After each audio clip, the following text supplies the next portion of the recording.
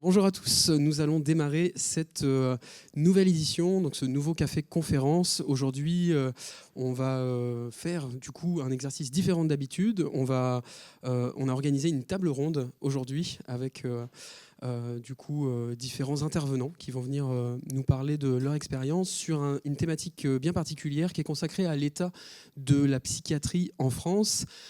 Ce café-conférence, comme les autres, est organisé par le LPPC, le laboratoire Psychopathologie et Processus de Changement. Voilà, donc dans le cadre de cette table ronde, on sera en présence du coup de nos intervenants, notamment du coup Elsa Decolle, ici présente, médiatrice de Santé Père et bénévole à la Maison Perchée. Également docteur Jamal Abdelkader, médecin psychiatre.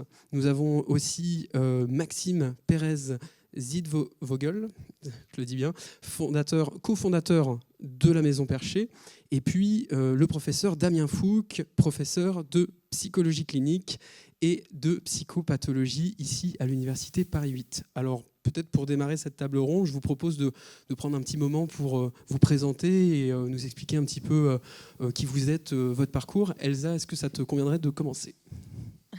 Bonjour à tous, merci d'être présents aujourd'hui. Donc moi c'est Elsa, je suis médiatrice santé père au GHU Paris Neurosciences, psychiatrie neurosciences, anciennement Sainte-Anne. Médiatrice santé père, ça veut dire que je suis moi-même concernée par un trouble psychique. Je suis bipolaire, diagnostiquée depuis 13 ans maintenant, après des années d'errance médicale, dont on parlera certainement tout à l'heure. Sinon je suis bénévole à la Maison Perchée depuis 3 ans aussi. Donc c'est dans ce cadre-là que je suis là, qu'on m'a conviée à cette conférence. Et voilà, je pense que j'ai passé la parole. Merci.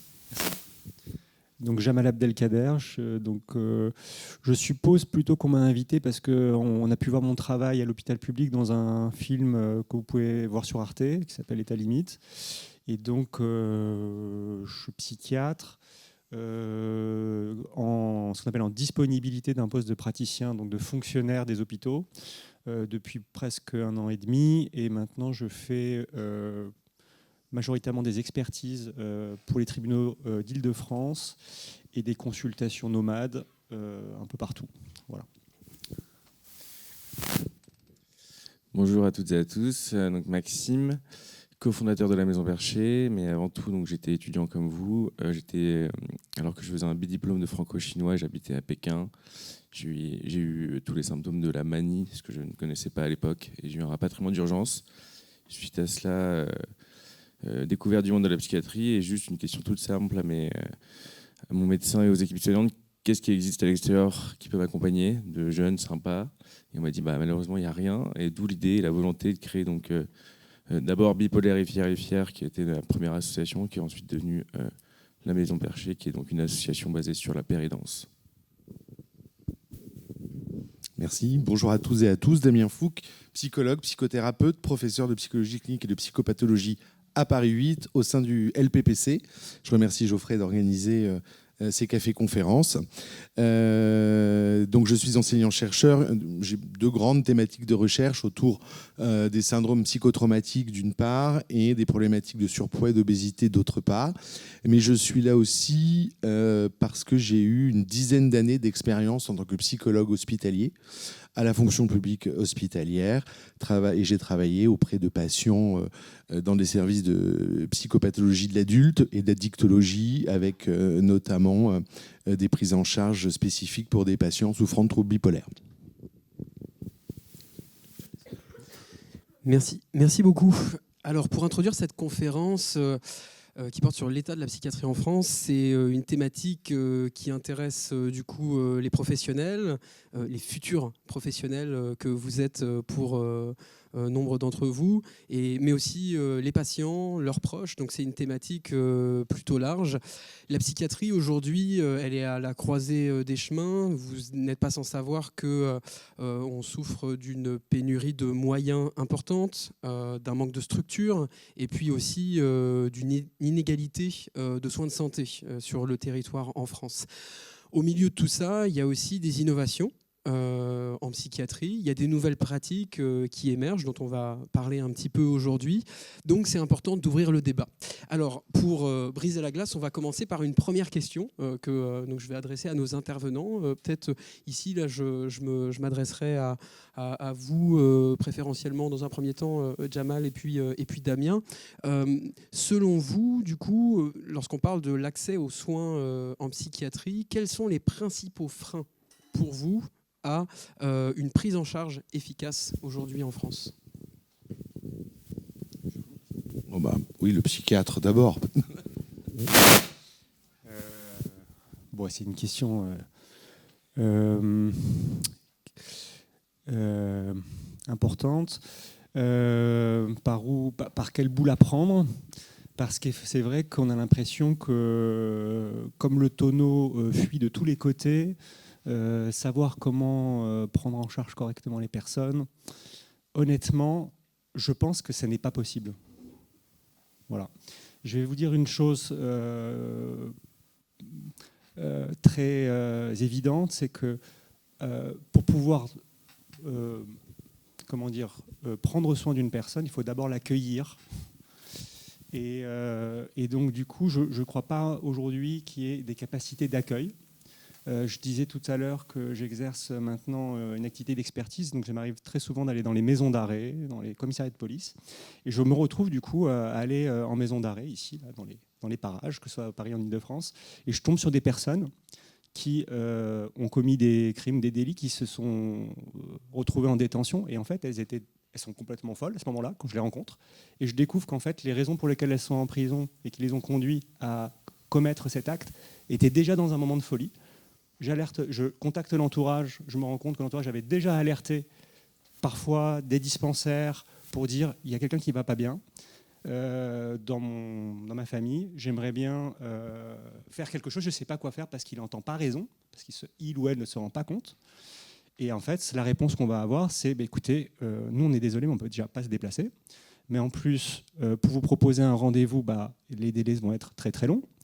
Et donc, pour ce qui est des dispensaires et de la possibilité de prévention et d'amener quelqu'un qui n'est pas encore basculé dans quelque chose de conduite dangereuse pour elle ou pour les autres, ça devient délicat. Et donc, on se retrouve par répercussion à ce que ces personnes viennent aux urgences. Alors là, si vous voyez le documentaire, c'est une partie d'activité que j'avais à l'hôpital Beaujon quand j'exerçais comme praticien à la PHP.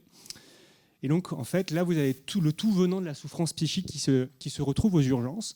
Et on se retrouve avec la même problématique qu'avec la médecine générale. C'est-à-dire qu'en fait, on soigne on accueille, j'allais dire. En fait, on refuse d'accueillir parce que comme tout le monde est débordé aux urgences, très souvent, une personne se présente son entourage et il y a quelque chose d'une ambiance qui n'est pas du tout quelque chose d'apaisant, qui est déjà le premier pas vers le traitement de l'angoisse, cette question de l'ambiance. Et en fait, quand vous avez des institutions qui sont débordées, elles sont vraiment pas enclins à vouloir recevoir davantage. Et donc c'est très compliqué quand vous arrivez, vous vous présentez, en fait vous avez le sentiment d'être indésirable. Donc pour le psychiatre d'hôpital ou le psychologue d'hôpital, il y a cette dimension institutionnelle à soigner en premier lieu pour que les personnes qui sont accueillies entre guillemets ne soient pas malmenées.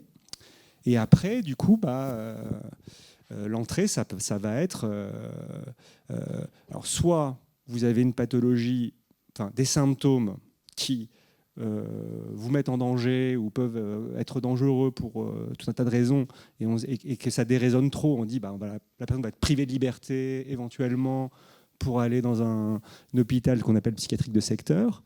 Et si c'est pas aussi grave, je caricature pas vraiment, mais c'est débrouillez-vous. Et je vais vous dire une chose assez grave quand même, c'est que du coup, moi, dans cet exercice-là, j'étais très mal à l'aise parce qu'il y a beaucoup de soignants qui ne veulent pas bâcler leur travail. Et donc, du coup, vous essayez de boucher les trous. Et donc, vous commencez à devenir couteau suisse et vous faites à l'hôpital l'émission du secteur, vous faites l'émission de ceci, de cela. Et alors, le problème, c'est que si personne partage avec vous cette ambition, vous devenez indésirable pour vos collègues parce que vous leur donnez beaucoup de travail, ou même vous témoignez d'un orgueil au milieu du chaos qui est tout à fait un optimisme déplacé. Et donc ça peut créer de la jalousie morale. Et puis, de toute façon, à la fin des fins, moi, je vais vous dire que la personne qui est responsable du département de psychiatrie et d'addictologie dans un hôpital universitaire ou dans des hôpitaux universitaires de la PHP m'a dit, de toutes les façons, quand une personne vient aux urgences, qu'elle a des idées suicidaires, par exemple, et que cette personne, vous avez conversé avec elle, elle n'en a plus, elle repart, vous ne la reconvoquez pas. Alors que ça, c'est de la bonne pratique, c'est-à-dire donner une balise à une personne avec laquelle on a instauré une relation de confiance et lui dire, écoutez, on se revoit dans tant de temps. Ça, c'est de la prévention. Vous savez ce que m'a répondu ce professeur ? Il m'a répondu, nous ne sommes pas là pour faire la prévention de la récidive suicidaire. Donc en fait, on est arrivé à un niveau de prolétarisation de nos universitaires dans la pensée. En fait, la question, là, désolé, j'ai dit déjà beaucoup de choses, donc je vais peut-être m'arrêter là-dessus. Mais il y aurait, on pourrait déployer cette problématique et lui trouver des points d'origine, il y aurait des choses à dire. Mais on en est arrivé à un état de catastrophe dans lequel maintenant, tout soignant est pour moi dans une position de résistance et de militantisme politique.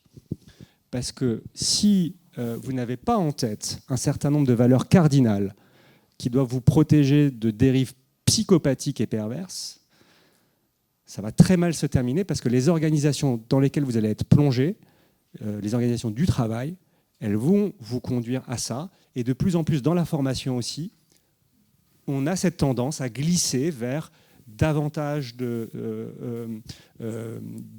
connaissances biologisantes et dans une attitude tout à fait positiviste et effrayante, alors qu'il faudrait avoir une vision beaucoup plus large, et parce qu'en fait, ça permet de gagner du temps, en fait, de ne pas s'intéresser à l'histoire des gens.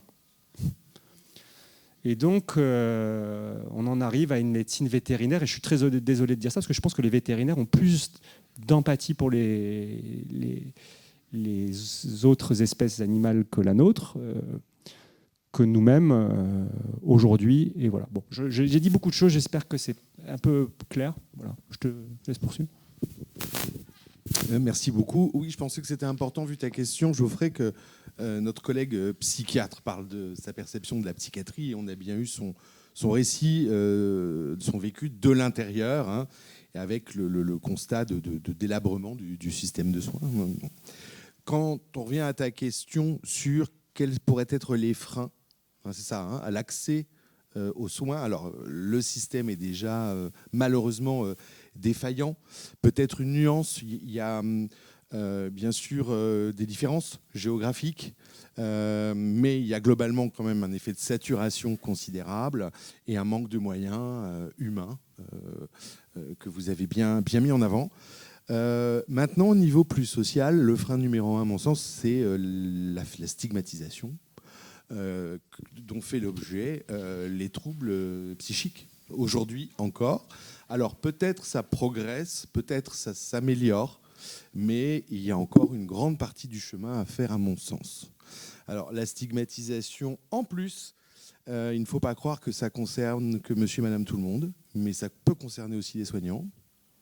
C'est par exemple un phénomène très très bien montré, alors là je ne parle pas de troubles psychiques, mais d'obésité par exemple, hein, et on étudie bien la stigmatisation dont sont victimes les personnes obèses au sein des institutions de santé. On peut espérer qu'il y en ait moins dans les soignants qui choisissent la psychiatrie, mais toujours est-il qu'il y a encore une énorme stigmatisation qui constitue un frein.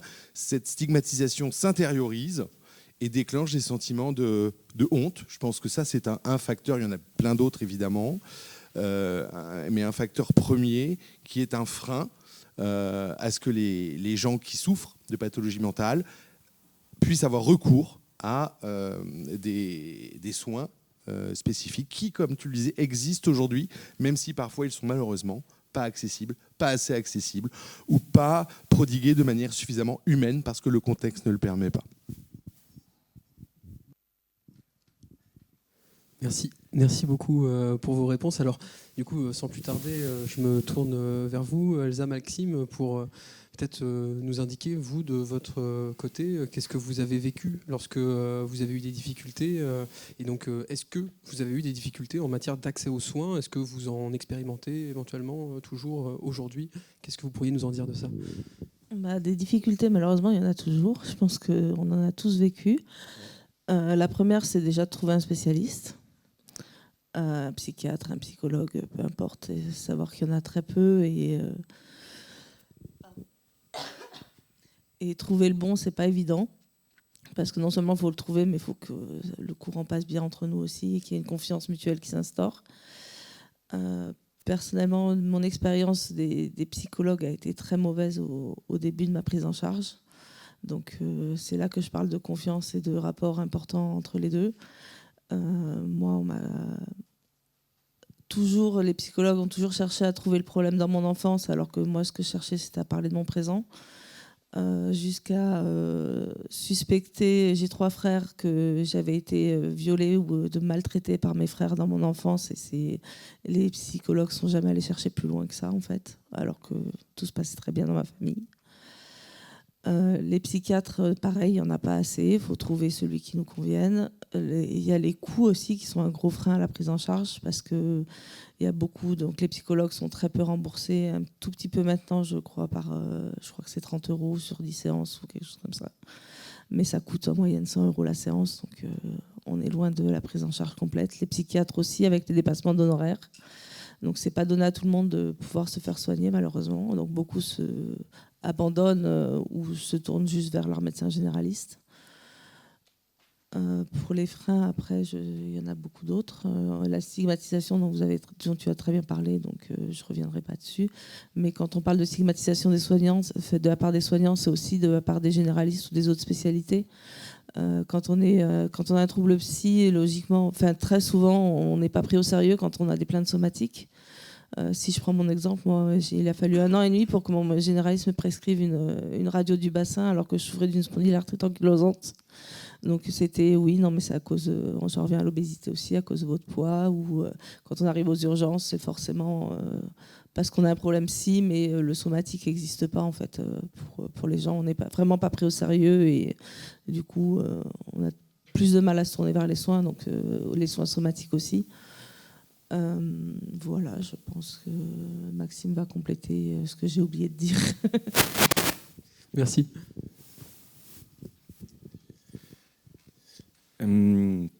J'ai plein d'idées là. Je vais essayer de les ordonner. Du coup, non, mais déjà, c'est aussi bien d'avoir la parole d'un psychiatre dans ce sens-là aussi parfois. Mais non, mais moi, du coup, ce que je dis souvent, c'est que je ne fais pas mon pire ennemi de ce que j'ai vécu. C'est parce que donc, j'étais en phase de manie, j'étais à Pékin, on m'a mis dans un avion avec un médecin, rapatriement. Je suis arrivé à Paris, on m'a fait une picouse parce que je ne voulais pas prendre de médicaments. Et je me suis réveillé 5 jours après, attaché dans une salle en isolement. Et sans personne à mon réveil. Et juste un pot pour pisser et c'est tout, quoi. Et en plus, c'était en 2015. Je pense pas que vous vous en souvenez, mais en 2015, c'était la canicule. Donc il faisait 50 degrés. Et c'était l'enfer et je savais même pas où j'étais. Et heureusement, et ça je le dis souvent, et d'ailleurs je les vois encore, c'est big up aux petites mains de l'hôpital, parce que moi c'est les infirmiers qui sont venus me voir et les aides-soignants qui m'ont expliqué en fait que le pourquoi du comment j'étais là, alors qu'ils étaient en grève, ils étaient là, qui m'ont emmené en plus, l'aide-soignant m'a emmené voir, en plus on m'explique que je devais passer devant le juge sans m'expliquer pourquoi la violence, quoi. D'ailleurs j'étais très ravi, il y a plus ou moins 3 semaines, j'étais invité pour la première fois par le bâtonnier de Versailles sur un colloque sur ça. Pour la première fois, il y a des avocats qui se bougent sur ce moment précis où on t'annonce que tu vas devoir passer devant le juge des libertés avec un avocat commis d'office. Et voilà, parce que vraiment, c'est l'enfer. Donc voilà, déjà j'ai vécu tout ça, mais malgré tout ça, quand même, il y a un peu d'espoir parce que je me suis, malgré le tabou, parce que moi-même, et ça j'en parle souvent, peut-être que vous avez vu la vidéo avec ma mère, qui est une des vidéos qui a fait le plus de vues, je crois, en France. Et pourquoi je l'ai fait, c'était pour casser le tabou, parce que même ma mère m'avait pas dit qu'elle était bipolaire. Et je trouvais ça ouf en fait. Donc du coup, je lui ai dit, tu sais quoi, on va faire une vidéo ensemble. Et peut-être que ça servira à d'autres familles. In fine, on m'en parle quasiment toutes les semaines, même si elle a 5 ans, de cette vidéo, parce qu'en fait, voilà, petit à petit, ce tabou, il faut attaquer le plafond de verre, même si ça prendra le temps que ça prendra, mais tout en sachant que, parce que moi j'étais team au départ, il faut en parler, mais là j'ai bien peur qu'avec la grande cause, il y ait un effet de com de ouf, mais qu'en fait, derrière, il n'y ait pas l'équipe qui suive, quoi. En fait, on est une équipe entre les praticiens, les concernés, les proches, les politiques, le monde de l'entreprise aussi.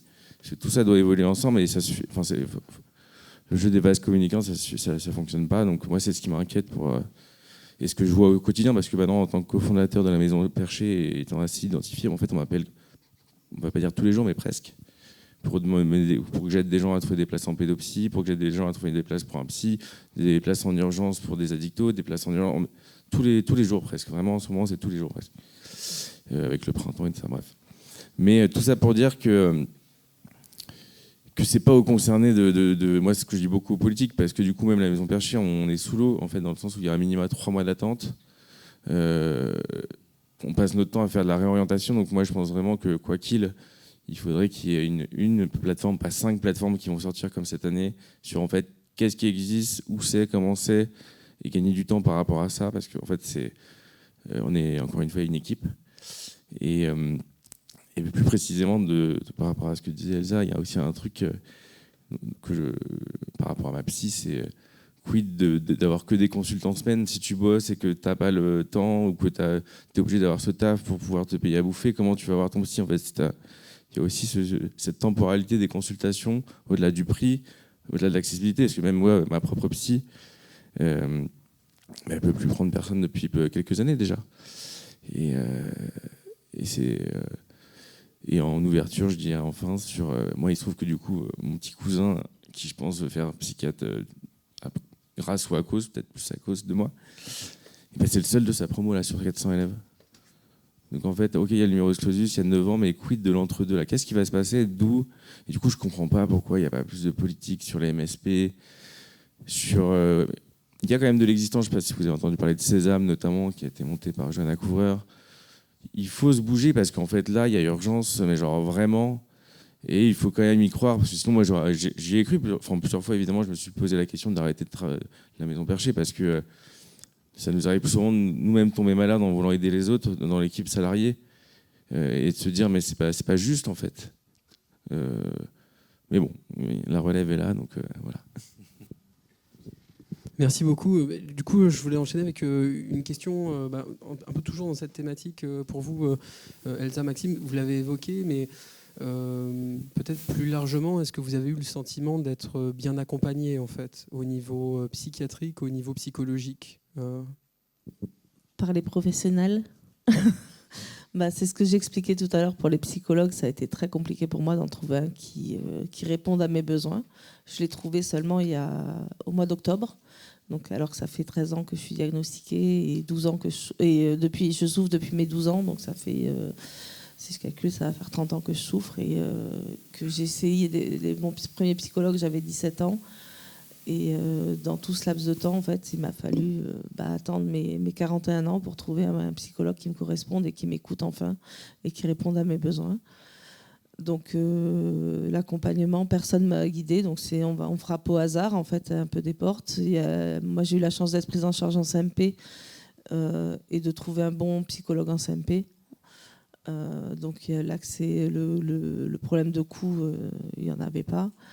Pour les psychiatres, c'est pareil, j'ai été suivie en libéral où ça s'est très mal passé, où on m'a orientée, une personne me dit celui-là est bien, mais au final... on arrive là-bas et il nous dit je peux rien faire pour vous, il faut vous envoyer à l'hôpital. Ou alors, une fois qu'on sort de l'hôpital, mais non, vous n'êtes pas normal. Venant d'un psychiatre, c'est assez choquant, je trouve.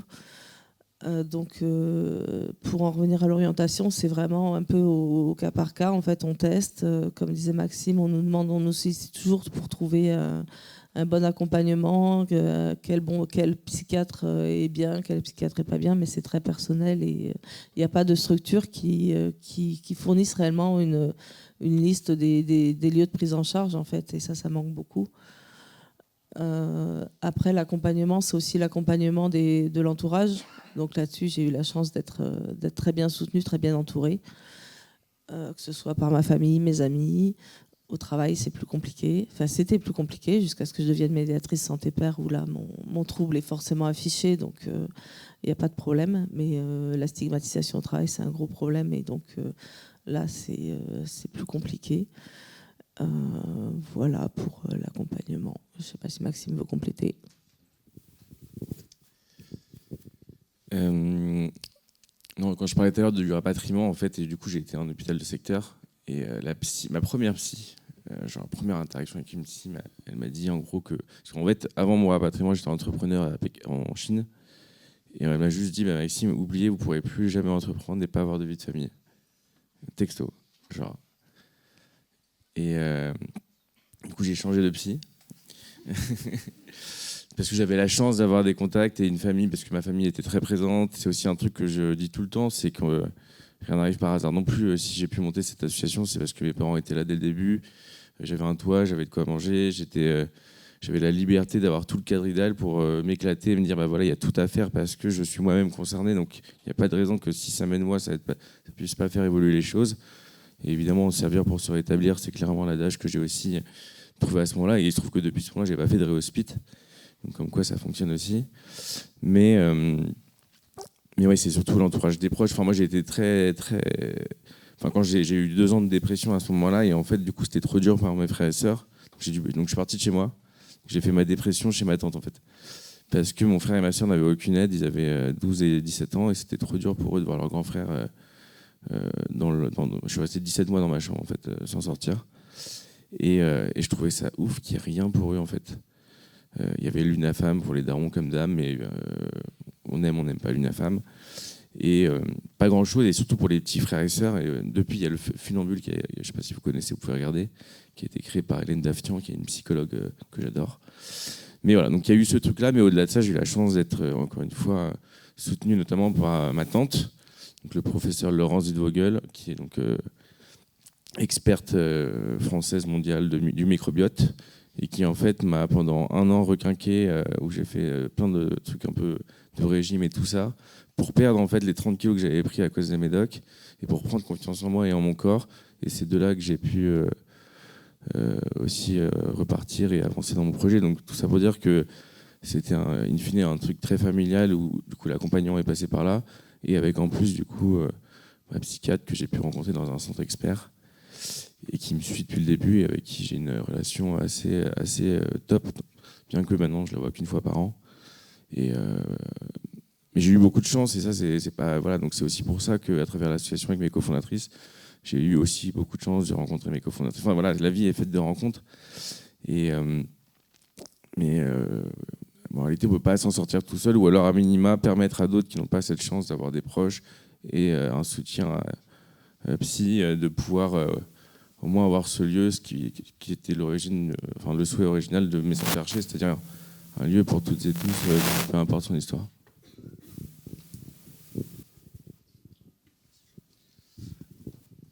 Merci beaucoup pour vos témoignages qui sont toujours précieux à entendre, mais aussi douloureux à entendre quand on est du côté des soignants. Parce que il y a plusieurs difficultés, je pense. Ce que vous dites interroge évidemment la formation des psychiatres, des psychologues. Interroge aussi, encore une fois, en écho à ce que disait Jamal tout à l'heure, le contexte professionnel, parce que je vous crois quand vous dites ce que vous avez entendu, mais en revanche, j'ai beaucoup de mal à comprendre comment un psychiatre, psychologue peut en arriver à dire des choses comme ça. Je ne cherche pas à dédouaner mes confrères ou mes collègues, mais je me dis que là, on a peut-être des choses à chercher dans l'épuisement des soignants, dans des notions qu'on connaît bien aujourd'hui, qui sont la fatigue de compassion.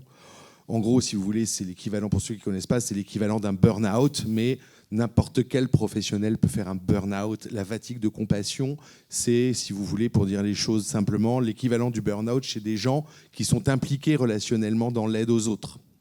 Et que pour en venir à faire de telles erreurs de telle maladresse. Je pense qu'il faut aussi, en écho à ce que vous disiez de l'état des structures de soins et du débordement, qu'il faut aussi s'occuper des soignants, je pense. Ça, c'est un des volets des problèmes, et ce n'est pas le seul.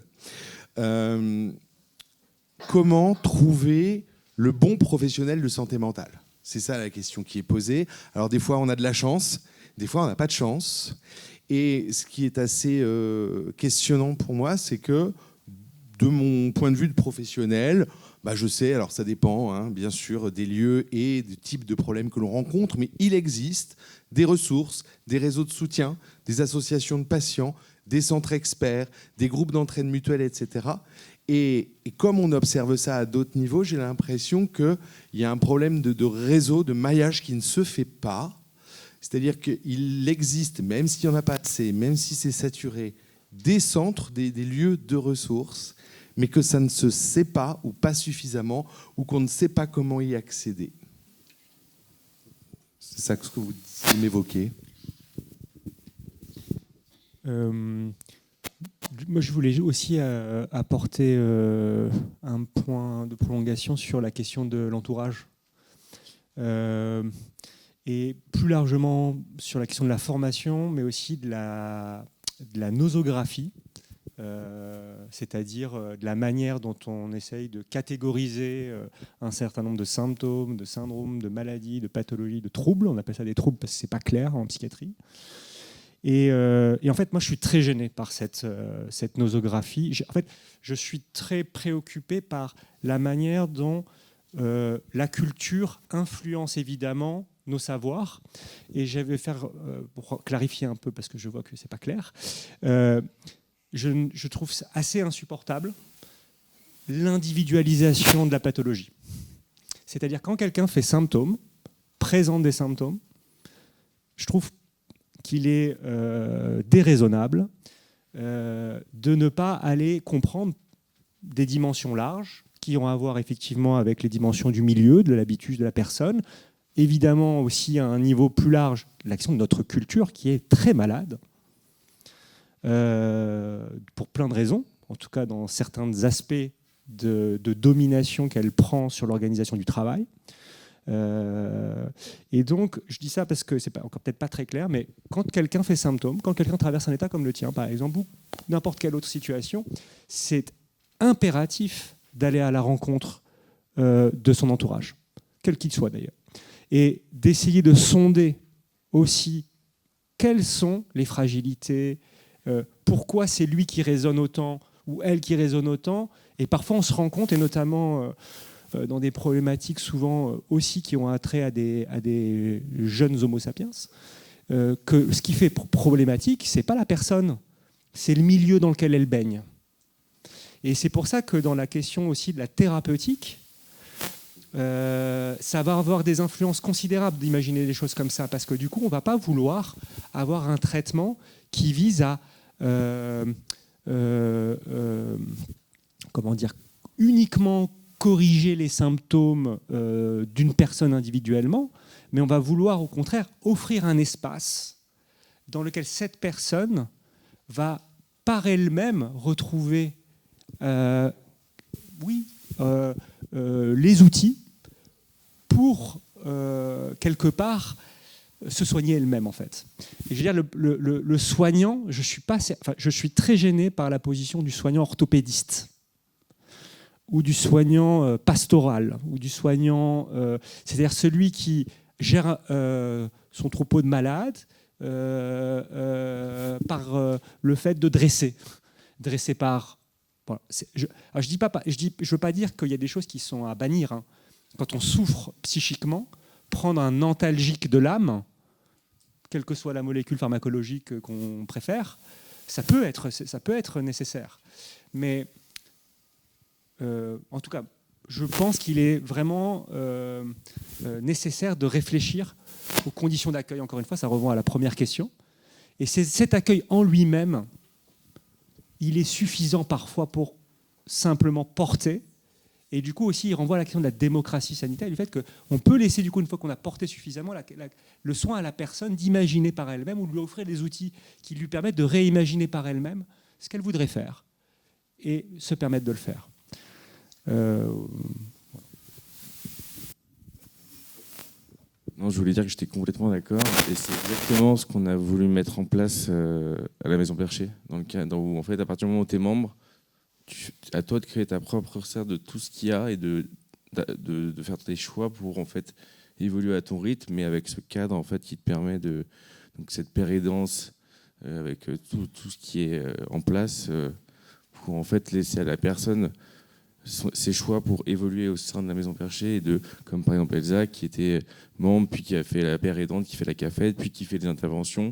En fait, libre à chacun de créer son histoire et d'en sortir plus grand et plus épanoui. Merci. Je suis un peu amusé. J'entends rarement un psychiatre avoir un discours un peu dénigrant sur les diagnostics. C'est plaisant. Alors, moi, je vais prendre le contre-pied. Et pourtant, je suis psychologue. Et pourtant, le diagnostic au sens nosographique a son importance, mais elle a aussi, dans certaines mesures, pas d'utilité. J'explique ce que je veux dire. Vous disiez tout à l'heure que vous avez souffert d'un retard au diagnostic de 13 ans, n'est-ce pas? Plus que ça? En fait, moi, a posteriori, j'identifiais mes premiers symptômes à l'âge de 12 ans, où je pensais que c'était normal de vouloir mourir. Donc, quand un généraliste m'a demandé si j'avais des idées noires à mes 17 ans, je lui ai dit, qu'est-ce que vous entendez par là? Il me fait, des idées de mort, des idées... Je fais, oui, mais comme tout le monde. Et il m'a dit, non, c'est pas normal. Et derrière ça, donc, j'ai eu un diagnostic de dépression à mes 17 ans et j'ai été diagnostiquée bipolaire d'un trouble bipolaire à l'âge de 29. Merci. Alors, je connais un peu ces questions-là pour avoir travaillé auprès de patients qui souffraient de troubles bipolaires et c'est malheureusement éminemment fréquent, cette question du retard au diagnostic. Plusieurs choses peuvent l'expliquer. D'une part, un manque de formation, de sensibilisation des professionnels là-dessus, première chose. Deuxième chose, ce sont des maladies complexes, multidéterminées, d'où diabétique a priori, on mesure un taux d'hémoglobine glyquée, on sait que c'est diabétique. Dans les troubles psychiques, c'est beaucoup plus complexe de ça, on sait que c'est multifactoriel, on sait qu'il y a des chevauchements symptomatiques et il y a des maladies dont la nature ne se précise qu'en voyant l'évolution. Dans le film, et à limite, vous recevez un patient qui a reçu un diagnostic de trouble schizophrénique et de manière assez remarquable, en une seule fois visiblement, vous réussissez à comprendre que c'est malheureusement une erreur diagnostique fréquente. Le trouble n'est pas un trouble schizophrénique, mais un trouble cyclique de l'humeur. Donc, c'est pas la même thérapeutique, c'est pas les mêmes traitements, c'est pas la même stigmatisation. Et moi, certains patients m'ont dit qu'avoir le bon diagnostic, c'était quand même aidant. Après, tout dépend comment on utilise le diagnostic. Si c'est un espèce de cadre enfermant et qui crée une espèce de protocole de soins déshumanisé, ça ne va pas. Parce que, et heureusement, deux patients recevant le même diagnostic ne sont pas les mêmes. Et l'histoire n'est pas la même, les facteurs de contexte ne sont pas les mêmes. Et tout ça est à prendre en compte. Et bien sûr, l'intérêt aussi de votre posture, que je trouve très humaniste, c'est de remettre la personne au centre, avec sa prise en compte de ce qu'il est, de l'accueillir avant d'aller regarder s'il souffre d'un trouble X, Y ou Z. Mais je pense aussi qu'on ne peut pas envisager les choses sans une certaine temporalité. C'est-à-dire, quand on vient dans un état aigu, on a besoin d'un certain type de soins et de prise en charge. On a aussi tout un processus d'évolution, d'acceptation et de rétablissement. Ça, ce sont des thématiques qui sont chères à notre laboratoire, les ressources, le rétablissement. Et là, vous voyez, à chaque moment de la personne, de son histoire, avec ses difficultés psychologiques, des interventions différenciées sont nécessaires et pertinentes. Dernière chose que je voulais dire, on a trop tendance peut-être en France à séparer, à cliver et à opposer telle approche contre telle approche, alors que seule la synergie va être efficace et qu'aujourd'hui on a besoin plus que jamais de l'aide sociale dans une approche de psychologie communautaire, des patients experts, des groupes d'entraide mutuelle, tout autant que des spécialistes de santé mentale, des psychiatres, des psychologues. Et peut-être que tout ça devrait apprendre à travailler un peu plus et mieux ensemble.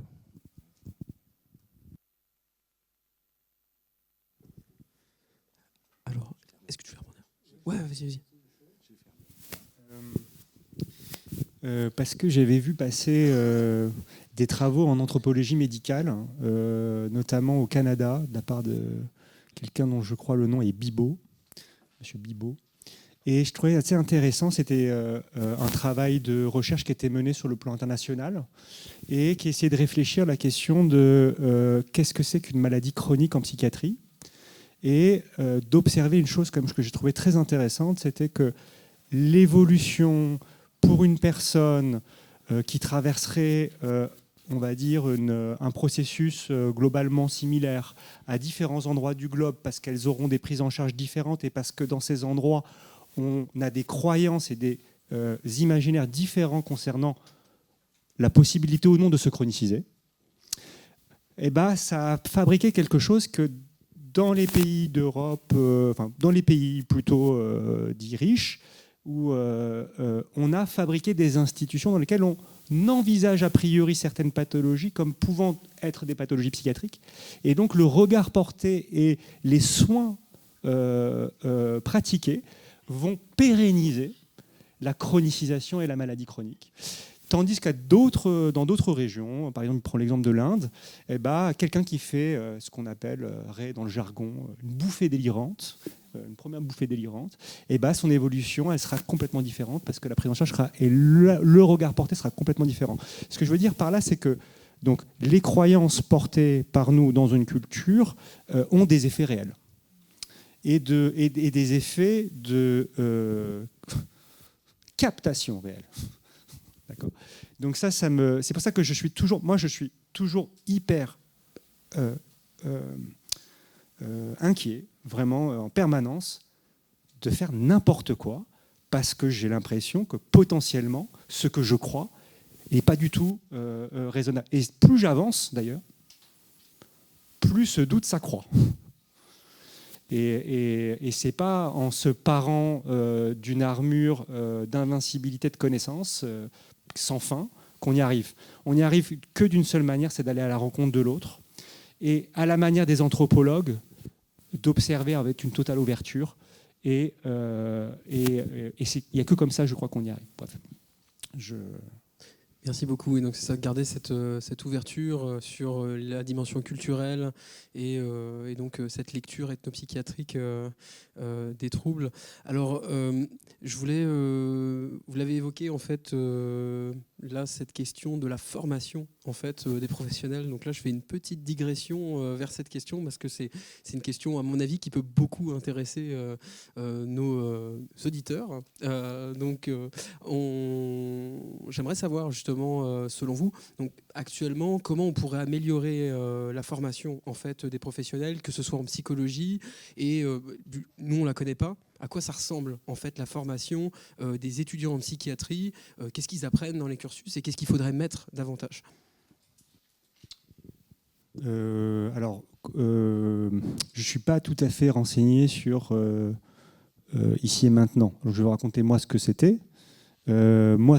C'est donc vous passez un concours qui vous donne la possibilité donc d'entrer dans les études de psychiatrie, donc la formation de psychiatrie. À la fin de vos études de médecine, vous choisissez cette spécialité. Et donc, comme n'importe quel étudiant en médecine, il y a une dimension de compagnonnage, on appelle ça l'internat. Et en fait, vous apprenez votre métier comme un artisan à son établi, auprès d'autres artisans, si possible capés et raisonnables, et ayant le temps de vous raconter ce qu'ils font. Et donc, vous faites, en tout cas dans la maquette que moi j'ai faite, 4 années, où chaque semestre, vous découvrez une institution et des pratiques qui peuvent être différentes à l'intérieur de la psychiatrie et de la pédopsychiatrie. Donc il y a ça sur le plan pratique. Alors moi je vous raconte juste par exemple ma première année. Donc j'arrive, premier stage, un hôpital pédopsychiatrique. Donc moi je devais seulement m'occuper de gens qui sont dans un hôpital de jour. Donc qui viennent la journée, des enfants qui viennent à 9h, qui repartent à 16h, qui ont entre 6 et 11 ans. Finalement, au cours du stage, comme il n'y a pas de médecin, je me retrouvais à faire toutes les unités de pédopsychiatrie. Et en fait, du coup, j'arrive même dans cet hôpital de jour, je ne suis pas encadré par un médecin qui est en vacances pendant 3 semaines. parce qu'elle n'a pas eu le temps de prendre ses vacances avant. Bon. Et donc, mais c'est pas grave, hein, je vais dire, il y avait des éducatrices, des psychologues, des infirmières, des aides-soignantes, des personnes qui font le ménage, il y avait plein de gens qui pouvaient me raconter des trucs. Et pareil, le deuxième stage, donc c'était un stage en psychiatrie de l'adulte, je suis 3 semaines livré à moi-même. Donc je ne vous cache pas que j'ai fait des bêtises, du coup je me suis rendu compte que comme on pouvait les faire, j'ai continué de les faire quand elles étaient judicieuses, parce que parfois on fait des erreurs qui ne sont pas mauvaises. Et donc, du coup, comme artisan, alors, vous êtes un peu livré à vous-même, et puis il y a des stages dans lesquels vous êtes complètement infantilisé. C'est souvent les stages dans les hôpitaux universitaires, où là, c'est caricatural, et vous suivez un professeur du type de celui que je vous ai décrit tout à l'heure, qui n'est pas très intéressé par quoi que ce soit d'autre que l'administratif, et qui va vous raconter du verbiage sur les patients. Et à côté de ça, donc, vous avez des séminaires de formation théorique. Alors, certains sont obligatoires. Par exemple, celui pour comprendre ce que c'est qu'un trouble de l'humeur bipolaire, il est sur 2 jours. Celui sur la trouble de schizophrénie, il est sur 2 jours. Et on va vous donner pendant donc 2 jours la somme des connaissances actuelles. Je ne vous cache pas qu'en fait, il n'y a pas besoin de plus. Voilà, pour ce qui est de ce que eux pensent.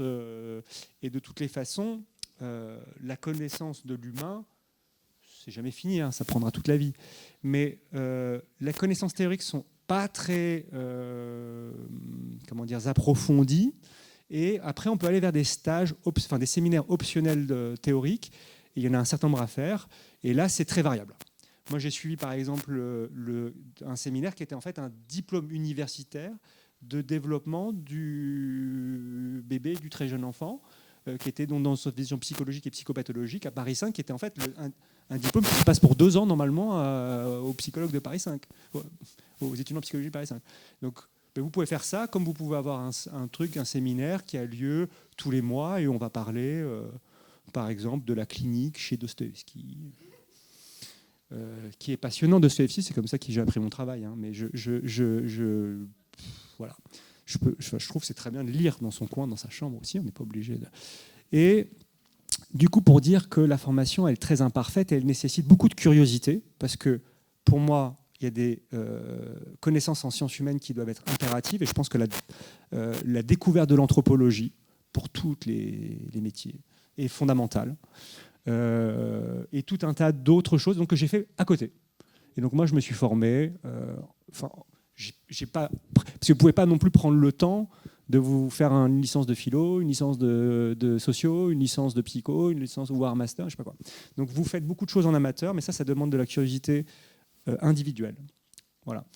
Donc moi, je dirais que là, pour le moment, la formation, elle est plutôt axée sur encore une fois, la dimension de ce que, quand Marcel Mauss, donc c'était un ethnologue français dont dit-on a lui défini ce qu'on appelle le modèle biologique, psychologique et sociologique, c'est-à-dire d'avoir une prise en charge qui prenne en compte les 3. Aujourd'hui, dans la formation, on va être davantage dans une formation biologique. La dimension sociologique, 0. Et la dimension psychologique, elle est très frustre également. Donc, en fait, moi, je reçois des étudiants, honnêtement,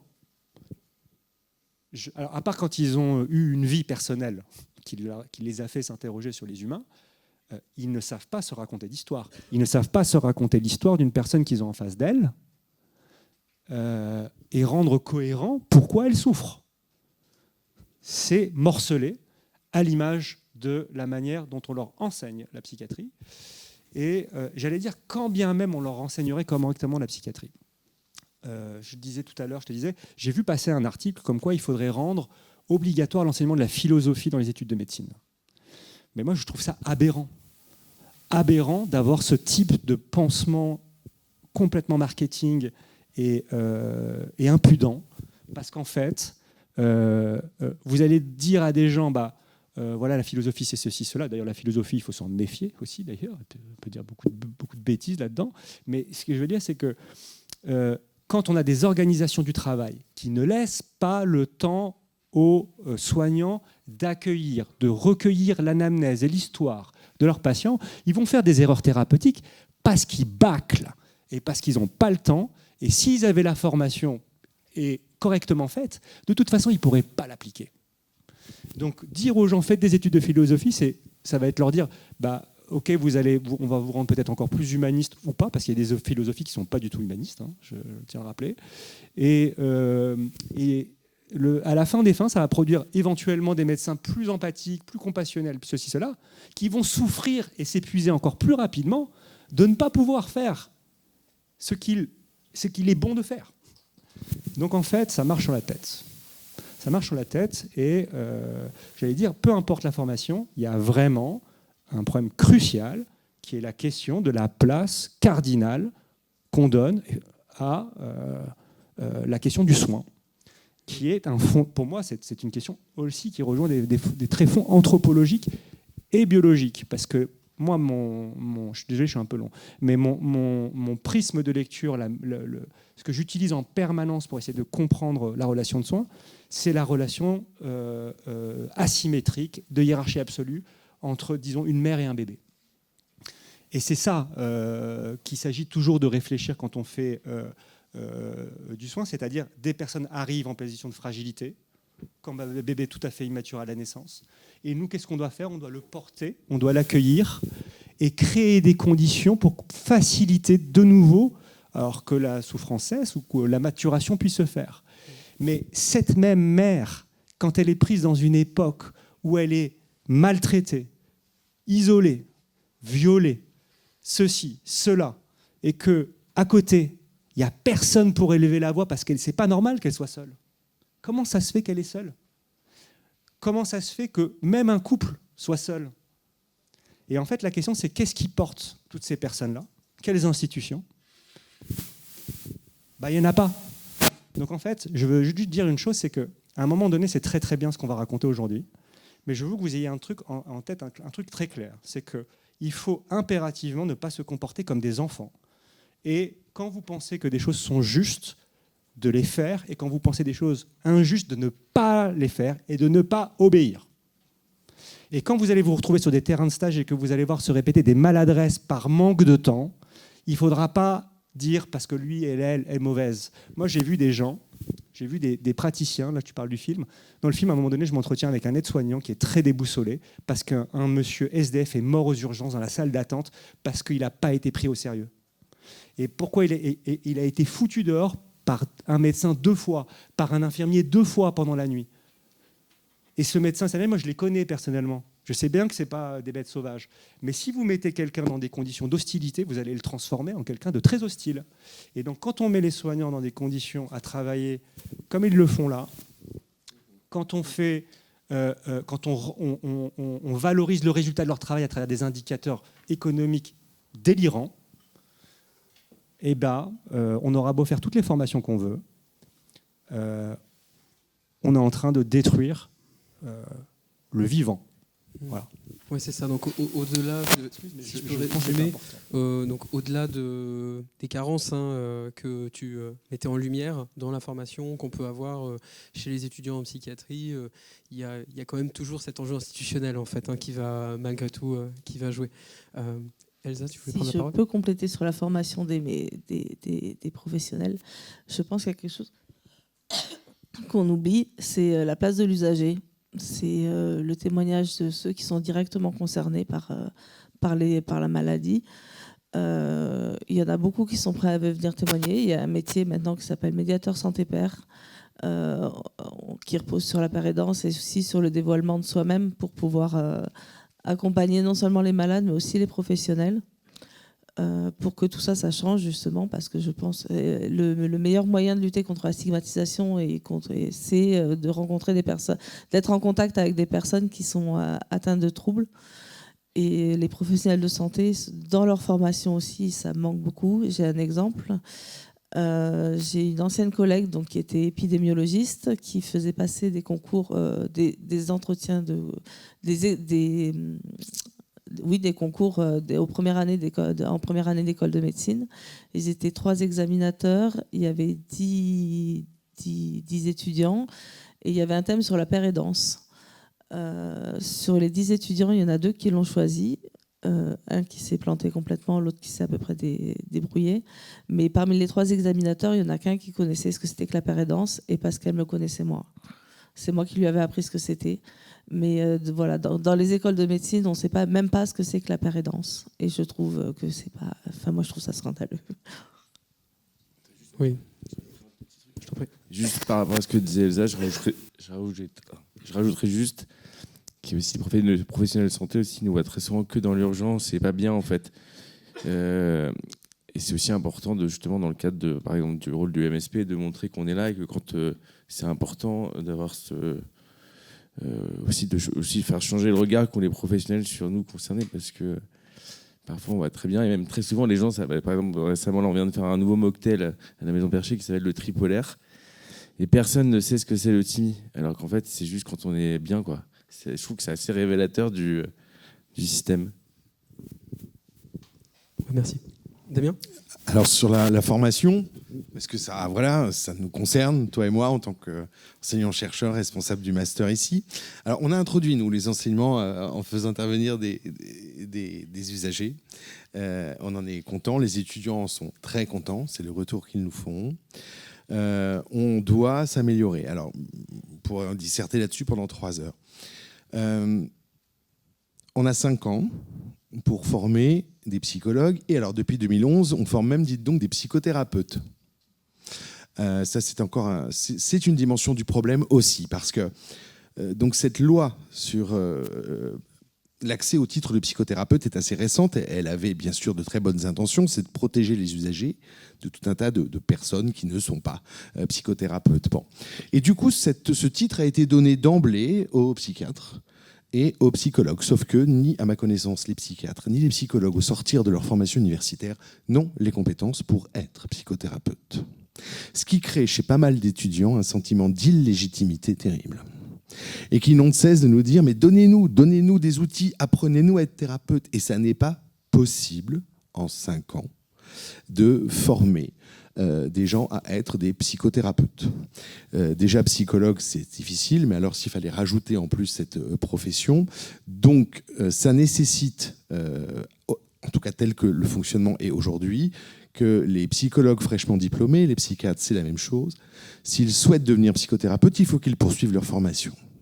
Donc, dans un monde idéal, il faudrait qu'on ait 3 ans de plus, qu'on calque le modèle québécois, que tu connais bien, Geoffrey, dire que les psychothérapeutes soient formés avec un vrai modèle j'ai bien aimé votre métaphore artisanale, c'est-à-dire avec des chefs de clinique, psychologues qui montrent aux étudiants comment on prend en charge les patients. Dès qu'ils peuvent être en autonomie, ils le font sous une supervision rapprochée. Mais ça, voilà, il nous faudrait 3 ans de plus, des financements, parce que comment seraient payés ces internes ? Et puis, autre problème en psychologie, je ne veux pas ouvrir la boîte de Pandore, mais la querelle des chapelles. Quelle école, quel modèle, psychodynamique, TCC, systémique, humaniste. Alors, je ne ferai pas de prosélytisme ici. Il y a toute une littérature scientifique qui montre que toutes les psychothérapies sont efficaces. Ce qui compte, c'est que le patient, la personne usagère, ait le choix du psychothérapeute et de la méthode qui va lui convenir, ce qui aujourd'hui, en France, est impossible. Si vous arrivez à avoir une place en CMP, on va vous trouver avec le premier psy qui est disponible et qui propose telle méthode. Au mieux, il est ouvert à d'autres quand il ne passe pas son temps à les critiquer. Donc nous aussi, on a à s'améliorer sur le respect entre les différentes approches. On a un devoir d'y être. Bien sûr, on ne peut pas être psychothérapeute de toutes les obédiences, mais il me semble qu'on a un devoir de les connaître pour réfléchir aux indications différentielles. Bien sûr, en tant que personne, on fait ses choix, on se dit thérapeute de telle ou telle école, et pourquoi une d'ailleurs, pourquoi pas 2 ? Il y a des pays où on arrive à penser des modèles plus éclectiques, plus intégratifs. En France, c'est difficile. Donc il faut former les étudiants à ces différents paradigmes, à ces différents modèles, après qu'ils en choisissent 1 ou 2 et qu'ils s'y forment dûment, comme sous une forme d'internat. Mais ça, il faut 3 ans de plus. Juste un mot, là on est en Île-de-France, en territoire très urbanisé, et on n'a pas du tout parlé de la ruralité, où les déserts médicaux, ça existe, même dans des zones d'ailleurs pas si rurale que cela, même urbaine. Et apparaissent des choses très intéressantes, des modèles qui, je pense, sont inspirants. Ce sont les maisons de santé, où finalement plusieurs professionnels sont réunis dans un même lieu. Travaillent-ils vraiment en commun? Je ne sais pas. En tout cas, tout est fait pour que ça puisse se produire. Et je pense que les psys doivent aussi investir ces lieux. Psychiatres et psychologues, ou peut-être on peut espérer qu'ils aient des conditions de travail plus humaines et plus décentes. Voilà. Merci beaucoup. Juste, je vois le temps qui file. C'est juste un truc. Vas-y. C'est juste un truc qui en plus est très, mais je pense que vous savez, mais je le dis si vous l'ignorez quand même, certains d'entre vous, c'est que quel que soit les connaissances théoriques qui seront les vôtres et l'école de psychothérapie dans laquelle vous allez vous former, c'est pas la question qu'elles sont toutes efficaces, c'est que en fait ce qui fait vraiment la différence, c'est la qualité relationnelle que vous avez avec votre thérapeute, quelle que soit la qualité théorique de votre formation, c'est les compétences relationnelles qui font toute la différence. Voilà. Je le rappelle juste parce que ça s'exerce sur le plan artisanal dans la rencontre clinique, là aussi. Et ça nécessite donc effectivement un travail artisanal. Et c'est le fondement de ce qu'on fait. Hein. Voilà. Du soin relationnel. Pardon. Merci beaucoup. Alors, j'aimerais terminer sur une dernière question avant que... Peut-être il faut couper le micro. D'accord. Donc, j'aimerais terminer sur une dernière question avant qu'on enchaîne avec les questions de la salle, de l'audience. Peut-être donc du coup de votre côté, Elsa, Maxime, j'aimerais vous poser la question suivante. Vous êtes-vous senti écouté, vous sentez-vous écouté, impliqué dans votre parcours de soins, et surtout quelles améliorations vous aimeriez voir en fait dans le fonctionnement de la psychiatrie, de l'accompagnement en France aujourd'hui? Alors, est-ce que je m'en sens écoutée? Aujourd'hui, oui. C'est assez récent parce que au début, je ne suis pas tombée sur des professionnels qui me correspondaient en tout cas. C'est ce qu'on parlait de ce que disait sur l'importance de la relation entre professionnels et usagers. Maintenant, oui, je me sens écoutée par mes psychiatres, je me sens écoutée par mon psychologue. Ils écoutent mes besoins, en tout cas, ils prennent en compte mon avis, parce que certains ont essayé de m'imposer leur choix et ça n'a pas fonctionné très longtemps. Je me sens écoutée par mes proches, je me sens écoutée par les gens quand je prends la parole. Je me sens, oui, je me sens. Mais le problème, c'est que ceux qui écoutent, c'est des gens qui sont concernés déjà en général. Donc il faudrait aussi toucher tous ceux qui ne connaissent pas les troubles psychiques ou la psychiatrie. Donc moi, j'estime avoir de la chance, oui, dans ma prise en charge actuelle. Qu'est-ce qui doit changer? Beaucoup de choses. Je pense qu'on a déjà cité pas mal de choses depuis tout à l'heure. Donc je vais peut-être pas m'attarder dessus et je vais laisser la parole à Maxime. Est-ce que je me sens écouté? Ça a évolué. En fait, je l'ai appris a posteriori, mais j'ai créé l'association depuis l'hôpital, en fait. Donc j'ai appelé Legal Start et tout ça. Je m'ennuyais sur place. Et en fait, en voyant toutes les équipes, tout le monde m'a expliqué qu'ils pensaient que j'étais en hypomanie et qu'ils voulaient me garder en faisant ça. Et en fait, au-delà de ça, c'est parce que comme j'ai ma psy compris, en fait, c'était bizarre pour eux et pour tout le monde, même ma famille, en fait, de dire vas-y, je suis concerné, je vais créer une maison non médicalisée pour les concernés et YOLO, quoi. Mais en fait, ouais, ça a pris. C'était très dur, très dur pendant des années, parce que ça fait quand même 7 ans que je fais ça. Mais maintenant, je me sens écouté par toutes ces personnes-là, mais par contre pas par les politiques, parce que du coup, maintenant, par la preuve de l'exemple, j'ai montré par A plus B que ce qu'on faisait était efficace et potentiellement sauver des vies, c'est qu'il y a quand même beaucoup d'argent à la Sécu, etc., etc. Mais ça, par contre, ça marche pas, ça rentre pas, ça. Même si nous, on espère, si vous nous suivez un peu, vous pourrez voir, mais par rapport à la ruralité, nous, c'est aussi notre choix. À la base, on a commencé en ligne pour justement permettre à tout le monde d'avoir accès pour 10 € au même prix avant d'ouvrir un lieu à Paris, ce qui était hyper important pour moi, que ce soit pas parisiano-centré. Et là, on va annoncer notre stratégie d'essaimage en juin pour ouvrir d'autres maisons en France, parce qu'on est hyper conscient que bien que 30% de nos membres soient hors de Paris, tout le monde a le droit d'avoir dans son secteur un lieu un peu sympa où tu peux boire un café et parler folie à la cool, façon de parler. et aussi pour les proches, pour ceux qui se posent des questions, enfin voilà, des lieux de vie. Donc ouais, on se sent écouté, enfin je me sens écouté, bien que il faut toujours prouver, quoi. Malgré tout, il y a quand même ce truc de devoir montrer que parapluie, la mesure d'impact, tout ça. Mais bon, en tout cas, ma psy, ça c'est chouette. Le jour où elle m'a fait, depuis 1 an, elle me fait une QSP 1 an, elle me dit ça c'est cadeau, quoi. Et on en rigole, quoi. Donc c'est chouette aussi de se dire que c'est possible aussi, in fine, voilà, d'avoir une relation de confiance. Et si ça va pas, j'ai le droit je l'appelle, je viens direct. Enfin, on a réussi à instaurer ce vrai lien. Et j'ai beaucoup de chance pour ça. Merci pour vos retours. On va enchaîner avec les questions de la salle. Donc, s'il y en a qui ont des questions, n'hésitez pas, vous levez la main. Et avant de la poser, je vous ramène le micro. Hop.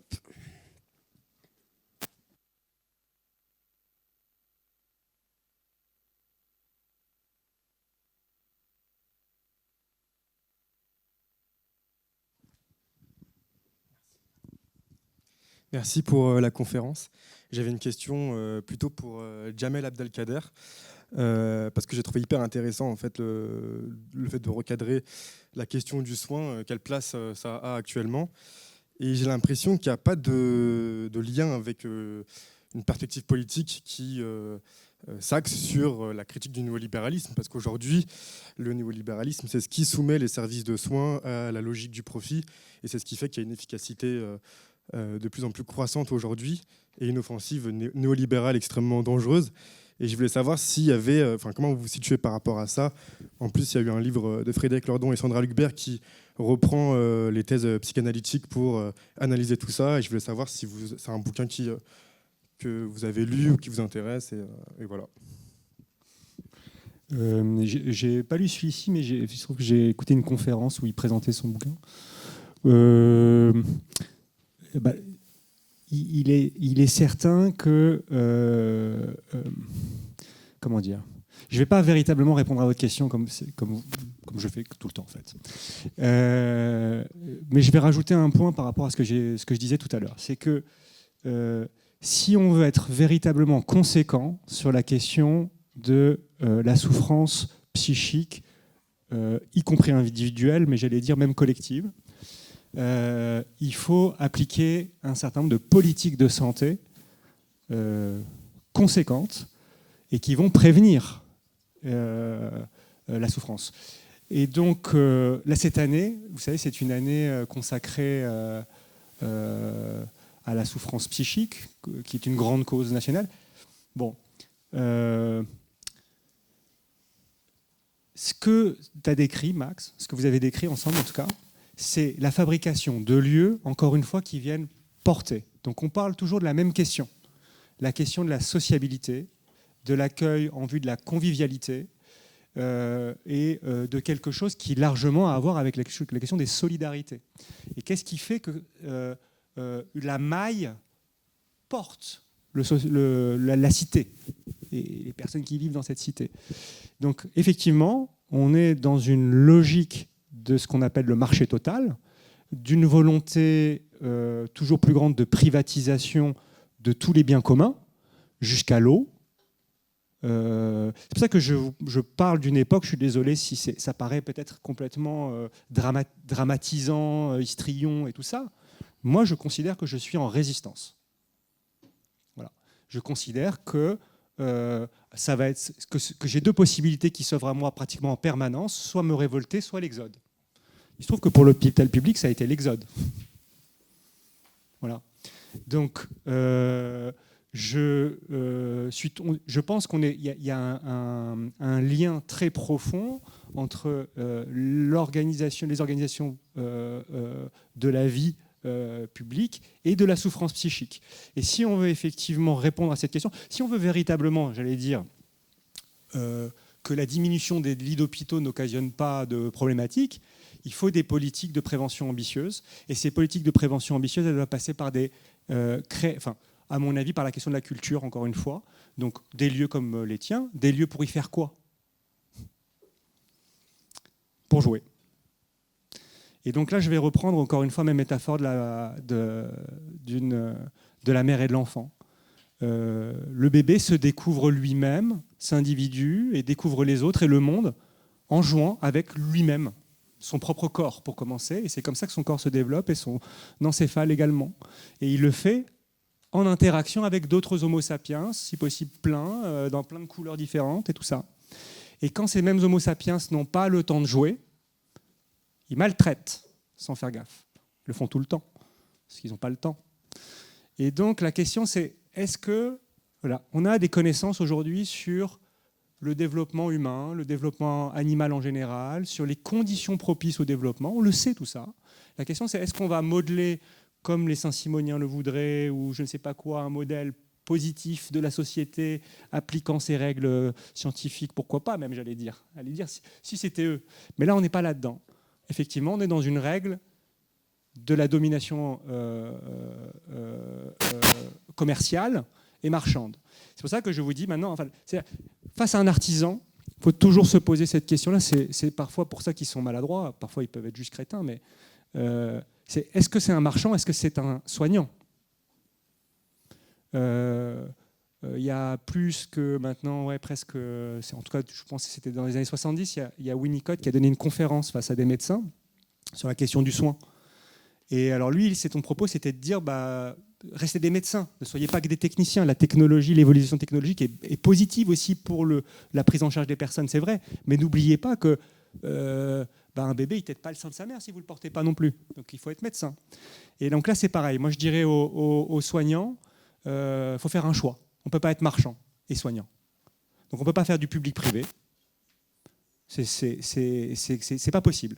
Donc quand on vous lave le cerveau, faut en être conscient. Alors vous, je vois que vous ne vous lavez pas trop le cerveau, vous avez votre fanatisme à vous, mais c'est pas parce qu'on est fanatique qu'on n'est pas lâche. Hein. Faut être courageux aussi. Et courageux, c'est face à son patient, dans le colloque singulier, dans la clinique, ou dans les institutions dans lesquelles vous avez travaillé, d'avoir en tête toutes ces problématiques-là pour justement essayer de ne pas mal agir. Voilà, possibilité de réponse à votre question. Peut-être.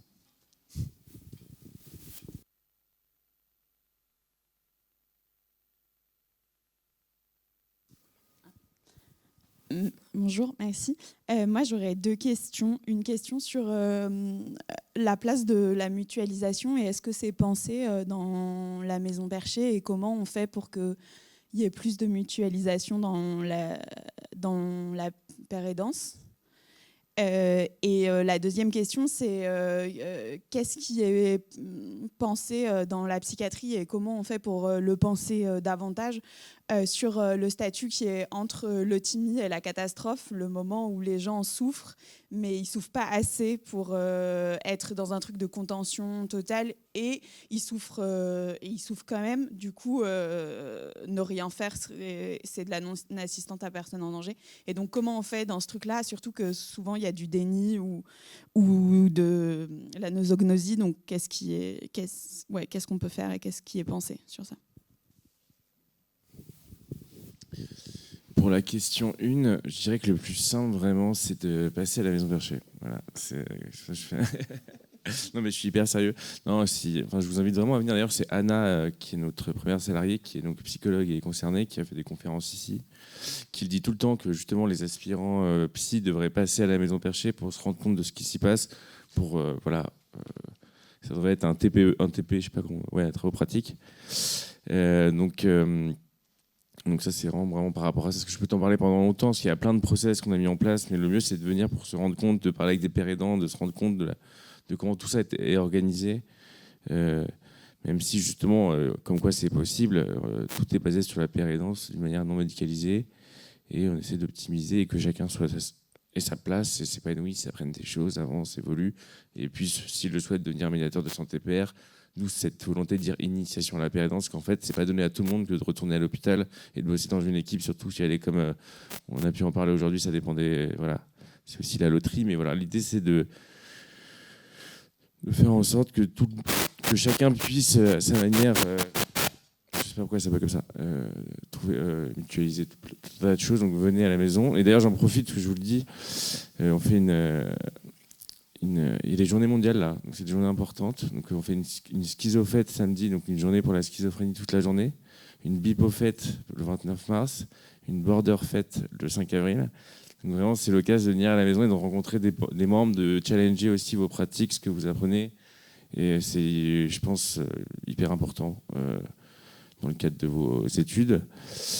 Et aussi notre podcast La Perche, qui est très chouette, que je vous invite à découvrir si vous ne le connaissez pas. Après, je peux vous dire tous les contenus qu'on fait. Et au-delà de ça, aussi dans le cadre de la Grande Cause, c'est quand même intéressant. C'est la première fois que ça se fait. Il y a le mois de la santé mentale à Paris qui commence le 1er avril. Et nous, donc je vais co-animer toute la soirée le 1er avril. C'est pas une blague, ils ont fait exprès de faire ça le 1er avril, je pense. Mais voilà, il y aura plein de choses au mois d'avril aussi que je vous invite à découvrir, notamment le projet Courir pour toi. Et pour répondre à la deuxième question, moi, en tant que personne concernée, donc j'ai pas fait de phase depuis 7 ans, mais aussi je passerai le micro. Ce que j'ai mis en place avec ma psy, c'est un si besoin. Genre, quand je sens que ça monte, ça m'arrive tous les 3 mois parce que, évidemment, je suis hyper stimulé entre. Parce que maintenant, on est 14 salariés, tous les projets de Maison Perchée. En plus, j'ai un enfant, je suis papa depuis 1 an, enfin, tout ça en même temps. Je sais que quand ça monte, je le sens, un peu comme, je dirais pas ce nom, mais une certaine drogue. Et du coup, je le sens. Et du coup, j'ai mon si besoin et je me casse chimiquement. Et en fait, le lendemain, je suis un peu capoute.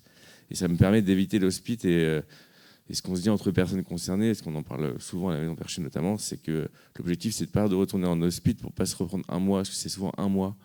Une fois que tu es perché, voire plus. Enfin, moi, c'était 1 mois à chaque fois, quoi.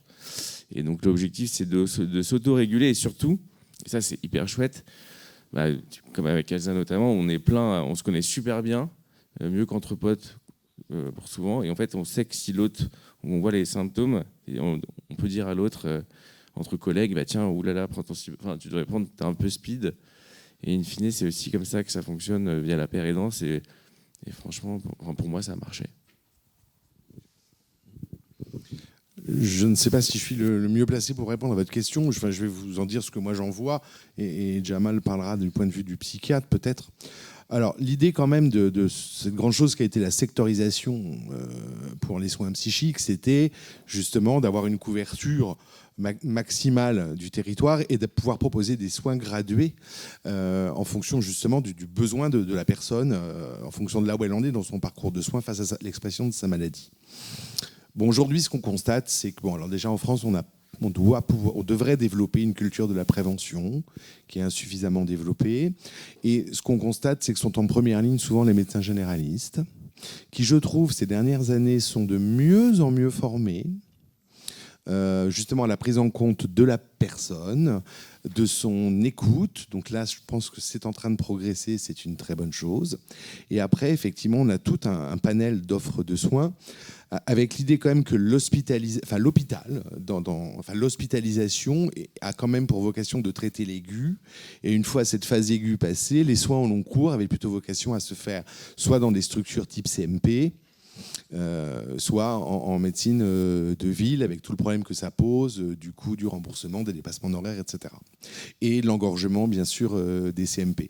Donc, c'était quand même prévu, justement en fonction du besoin du patient, d'avoir différentes réponses proposées par différentes structures. Voilà. Maintenant, est-ce que ça fonctionne bien ? Non. Enfin, je pense que ça devrait être amélioré. Je ne sais pas si je réponds à votre question. Ouais.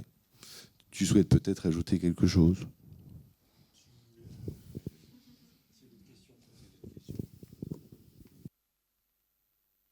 Moi, j'ai une petite question pour Elsa. En tant que médiatrice santé-père, comment vous avez réussi à vous intégrer à l'hôpital et comment ça se passe avec les équipes ? Est-ce qu'aujourd'hui, il y a une vraie place qui est donnée justement aux médiateurs santé-père ? Alors, ça dépend énormément des structures. Moi, j'ai eu la chance, c'est que je suis arrivée dans une équipe où il y avait déjà une médiatrice santé-père en poste depuis 3 ans. Donc, elle avait fait un peu le terrain d'intégration. C'est elle qui s'était un peu chargée de tout ça. Moi, je suis arrivée... J'étais attendue et la paire aidance était déjà reconnue. C'est une équipe jeune qui est ouverte rétablissement. Donc, on y trouve toute notre place. Il y a encore un peu de travail à faire sur certains... Pour des entretiens en binôme, par exemple, de faire des entretiens avec les psychiatres ou avec les psychologues pour avoir le... Mais c'est quelque chose qui se fait déjà dans beaucoup de cas. Tous les groupes thérapeutiques, en général, c'est associé psychologue, médiateur santé-père, tout ce qui accueille des proches aussi. Enfin, on intervient énormément dans toutes les phases en fait, de la prise en charge du patient ou de ses proches. Et nous, moi personnellement, j'ai été très bien accueillie et je suis très bien intégrée là où je travaille. Par contre, je suis actuellement en formation en licence 3 à Bobigny pour être médiatrice santé-père aussi. Et j'entends mes camarades de promo qui n'ont pas cette chance et où ils arrivent, on les met un peu au placard. Il y en a qui ont pas de poste, pas de bureau, on leur fait confiance sur rien et ils sont toute la journée, ils font acte de présence, mais ils sont pas intégrés, que ce soit professionnellement ou personnellement. Enfin, ils sont livrés à eux-mêmes et pas pris au sérieux, pas considérés du tout, et la profession n'est pas reconnue encore, quoi. Donc c'est très variable. Il y a encore des difficultés qui existent. Moi, j'ai eu la chance, encore une fois, je le dis, parce que c'est vrai, de tomber dans une super équipe, d'être tombé dans une équipe où il y avait déjà une médiatrice santé-père, ce qui est très rare, parce que déjà qu'il y en ait une dans un service, c'est bien. Qu'il y en ait deux, c'est très rare. Je crois qu'on est le seul sur le GHU Paris à être deux dans un même service. Je ne sais pas si j'ai répondu complètement. Pardon ? Ah oui, je travaille avec Lucille, qui est aussi cofondatrice de la Maison Perchée. Voilà, donc j'ai répondu à ta question. Alors moi, c'est pas tant une question, c'est plus mon avis que j'aimerais apporter aussi. Je pense que ça s'adresse peut-être plus aux professeurs, enseignants, chercheurs.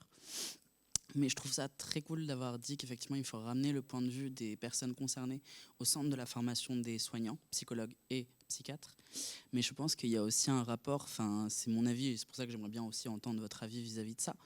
Mais moi, j'ai fait ma licence ici en psychologie, et j'ai remarqué un truc quand même, je sais que vous n'êtes pas responsable de la licence, mais je remarque un truc quand même, c'est que c'est vachement dépolitisé en fait, le rapport à la psychologie et à la psychiatrie. C'est-à-dire que oui, il y a les personnes concernées et c'est très bien d'apporter ce point de vue-là. Mais par exemple, moi je prends un exemple assez idiot. Mais souvent, pendant la licence, on a rappelé que l'autisme touchait plus les hommes que les femmes. C'est totalement faux. Il y a plein d'études aujourd'hui qui montrent que c'est faux. C'est juste qu'on calque nos normes par rapport à certaines choses. Pareil, pour parler de personnes, la prise en charge de certaines personnes marginalisées, je vais parler ici des travailleuses du sexe, des personnes transgenres, des personnes racisées, des personnes issues de l'immigration, plein de choses comme ça. J'ai l'impression qu'il y a comment dire, on oublie que nos futurs patients-patientes vivent dans un système qui est violent pour ces personnes-là déjà. J'ai l'impression que ce rapport-là, il n'est pas existant dans la formation de psychologues et psychiatres. Voilà, je voulais savoir quel était votre avis là-dessus, parce que je pense qu'il y a de plus en plus d'études, ne serait-ce que le rapport de la Civise, qui nous dit aujourd'hui que oui, le système est violent envers ne serait-ce que les enfants. Enfin, il y a plein de choses qui existent aujourd'hui. Et voilà, bref. Moi, je vais pas, sans surprise, je considère qu'effectivement cette dimension qu'on a, donc je fais marcher le mot, qui serait la dimension sociologique, aujourd'hui, elle nous conduit tous à souffrir. Si vous ne souffrez pas, ouais, non. Je veux dire, oui, je pense que, alors, tu parles de personnes en particulier qui souffraient davantage qui sont plus vulnérables, je dirais, parce qu'il n'y a pas de formation. Et qui sont plus fragilisés par rapport à cet état de fait. Je suis tout à fait d'accord avec toi. Voilà. Après, si un clinicien en a conscience, tant mieux. Il va peut-être avoir du coup ce point de vigilance. Maintenant, les artisans que nous sommes, les psychiatres, c'est comme le cortège des votants. Il y en a qui sont des fascistes, il y en a qui sont... Voilà. Mais encore une fois, ça, c'est comme ça. Donc il faut aller dans les époques de peste, on va dans les lieux où on peut trouver des résistants quand on a besoin. Voilà.